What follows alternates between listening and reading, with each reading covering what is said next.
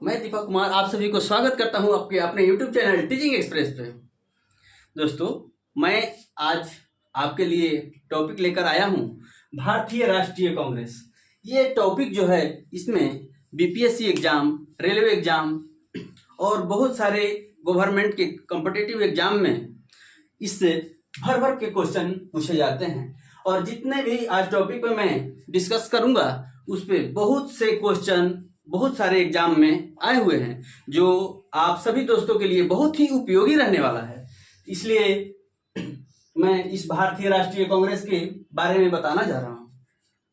सबसे पहले भारतीय राष्ट्रीय कांग्रेस की स्थापना जो है 28 दिसंबर 1885 को हुई थी। इस भारतीय राष्ट्रीय कांग्रेस के संस्थापक कौन थे? तो ये थे A.O. ह्यूम। A.O. ह्यूम जो थे ब्रिटेन के स्कॉटलैंड निवासी थे और एक रिटायर्ड अधिकारी थे। इन्होंने भारतीय राष्ट्रीय कांग्रेस की स्थापना की। हालांकि जब ये भारतीय राष्ट्रीय कांग्रेस की स्थापना हुआ था उससे पहले इसका जो नाम था भारतीय राष्ट्रीय संघ था, लेकिन दादा भाई नौरोजी ने इनका नाम बदलकर भारतीय राष्ट्रीय कांग्रेस कर दिया। उसके बाद स्थान जो था गोकुलदास तेज प्रताप संस्कृत महाविद्यालय बंबई में हुआ। इसके पहले जो था भारतीय राष्ट्रीय कांग्रेस का स्थापना जो था पुणे में होने वाला था, लेकिन उस समय जो था पुणे में प्लेग बीमारी फैली हुई थी। इसके कारण उस बीमारी के कारण भारतीय राष्ट्रीय कांग्रेस की स्थापना बंबई में हुआ। अब सवाल उठता है भारतीय राष्ट्रीय कांग्रेस, एक कांग्रेस का मतलब क्या होता है? कांग्रेस का मतलब होता है लोगों का समूह। A.O. ह्यूम जो थे ये अंग्रेज अधिकारी थे, तब इन्होंने भारतीय राष्ट्रीय कांग्रेस की स्थापना क्यों की? ये बहुत बड़ा सवाल है। एक अंग्रेज अधिकारी को भारतीय राष्ट्रीय कांग्रेस की स्थापना क्यों करनी पड़ी?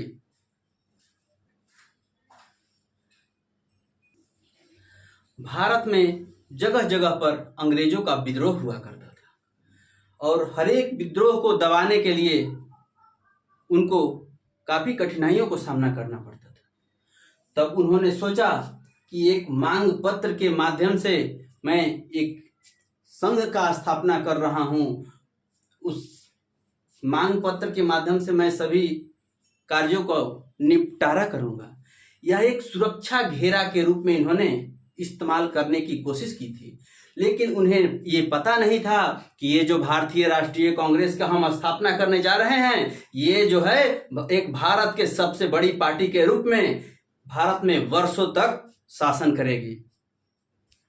जब भारतीय राष्ट्रीय कांग्रेस का स्थापना हुआ था तो उस समय भारत का वायसराय जो था लॉर्ड डफरिन था, जो 1884 से लेकर 1888 ईस्वी तक भारत का वायसराय रहा।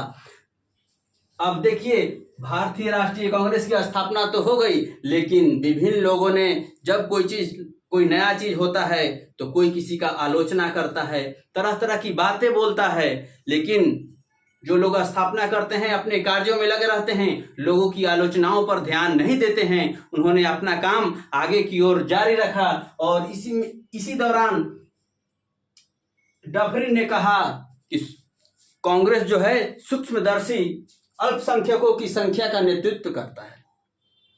और उसके बाद लॉर्ड कर्जन कांग्रेस अपनी पतन की ओर लड़खड़ाती हुई, ऐसा उन्होंने कहा। लॉर्ड कर्जन वही व्यक्ति था जिन्होंने 1907 में बंगाल विभाजन कराया था और यही कहा कि कांग्रेस जो है अल्पसंख्यकों की कांग्रेस अपने पतन की ओर लड़खड़ाती हुई है। कर्जन ने ये कहा। और भीख मांगने वाली संस्था किसने कहा? बीजी तिलक ने कहा। तो बीजी तिलक तो भारतीय थे, तब उन्होंने ऐसा क्यों कहा? ये सोचने वाली बात है। देखिए कांग्रेस जो था अनुनय विनय की राजनीति करती थी और 1907 से पहले जितने भी कांग्रेस के सदस्य थे वो सभी नरम दल के थे। सभी लोग अपने अनुनय विनय, अपने मांग पत्र के माध्यम से भारत को आज़ादी दिलाने की बात करते थे। लेकिन ये जो बीजी तिलक थे, हमारे बाल गंगाधर तिलक जी थे, ये गर्म दल के नेता थे। उन्होंने कहा कि कांग्रेस जो है भीख मांगने वाली संस्था है, क्योंकि उन्हें इस पर विश्वास नहीं था कि हम ऐसे कार्यों को करके अपने भारत को आज़ादी दिला पाएंगे। उसके बाद आए फिरोज शाह मेहता, इन्होंने कहा कि कांग्रेस की आवाज जनता की आवाज नहीं है। क्या कहा फिरोज शाह मेहता? क्या कहा? कांग्रेस की आवाज जो है जनता की आवाज नहीं है। उसके बाद हमारी देश आजाद हो गया 1947 में। आजादी के बाद गांधी जी ने कहा कि अब भारतीय राष्ट्रीय कांग्रेस को समाप्त कर देना चाहिए, लेकिन उनकी बातों को कोई माना नहीं और भारतीय राष्ट्रीय कांग्रेस आजादी के बाद भी काम करते रह गई। हाँ तो दोस्तों, अभी हम पढ़े थे भारतीय राष्ट्रीय कांग्रेस के जो स्थापना है 28 दिसंबर 1885 को बंबई के गोकुलदास तेज प्रताप संस्कृत महाविद्यालय में हो गया था। तो अब हम लोग पढ़ेंगे कि इसकी स्थापना के बाद भारत के विभिन्न जगहों पर इनका अधिवेशन हुआ।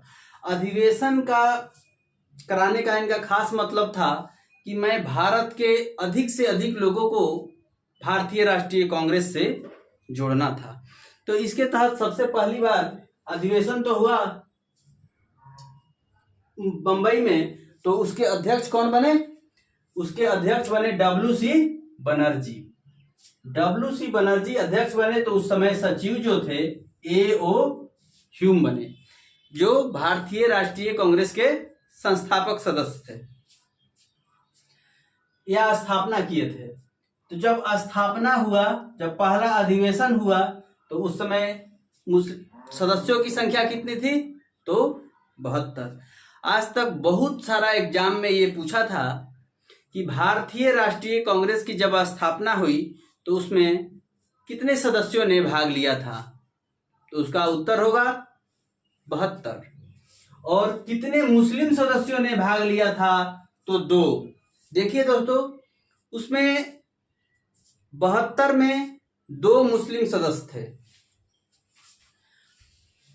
72 सदस्य तो शामिल थे, लेकिन भारत के विभिन्न प्रांतों से, जैसे बंबई प्रांत से 38 सदस्य आए और मद्रास प्रांत से 21 सदस्य आए और संयुक्त प्रांत से कितने सदस्य आए? 7 सदस्य आए और पंजाब प्रांत से 3 सदस्य आए और सबसे महत्वपूर्ण प्रांत जो है बंगाल, उस समय वहां से 3 सदस्यों ने भाग लिया। अब हम आगे देखते हैं अगला अधिवेशन, जो दूसरा अधिवेशन था कांग्रेस का, वो कहाँ हुआ? 1886 ईस्वी में। कहाँ हुआ? कलकत्ता में हुआ। तो इसके अध्यक्ष कौन बने? कांग्रेस के दूसरे अधिवेशन के अध्यक्ष कौन हुए? दादा भाई नौरोजी। जब दादा भाई नौरोजी अध्यक्षता किए तो उस समय कितने सदस्यों ने भाग लिया? तो उस समय 436 सदस्य भाग लिया और 33 मुस्लिम सदस्य भाग लिया। और एक और उसमें क्वेश्चन हो जाता है कि बिहार से कितने प्रतिनिधियों ने भाग लिया? तो उस समय बिहार से भी 2 प्रतिनिधियों ने भाग लिया। अब हम आगे देखते हैं तीसरी अधिवेशन 1887। ये कहाँ हुआ? तो ये हुआ आपका मद्रास में। तो जब मद्रास में हुआ तो उसके अध्यक्ष कौन बने? दादा भाई नौरोजी। और दादा भाई नौरोजी में न जाने ये क्वेश्चन कितनी बार परीक्षाओं में पूछा गया है कि भारतीय राष्ट्रीय कांग्रेस के प्रथम मुस्लिम अध्यक्ष कौन हुए? तो ये थे दादा भाई नौरोजी। जब दादा भाई नौरोजी कांग्रेस के अध्यक्ष हुए तो कितने सदस्य थे? 607 सदस्य थे। और कितने मुस्लिम सदस्य थे? और इसमें 81 मुस्लिम सदस्य थे।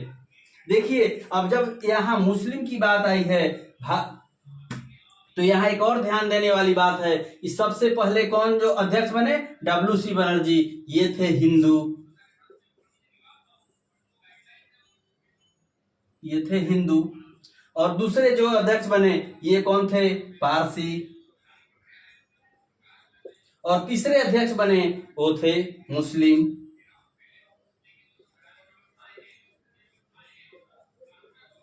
और चौथे जो अध्यक्ष बने जॉर्ज यूले, ये प्रथम अंग्रेज अध्यक्ष थे।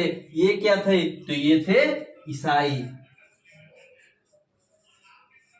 यानी जगह के साथ साथ ये लोग धर्म पर भी ध्यान दिए कि सब लोग समझेगा, धर्म को जब आपस में मिलाया जाएगा तो सब लोगों को ऐसी आस्था हो जाएगी कि नहीं, हमें भी इस अधिवेशन में शामिल होना चाहिए, भारतीय राष्ट्रीय कांग्रेस का सदस्य बनना चाहिए।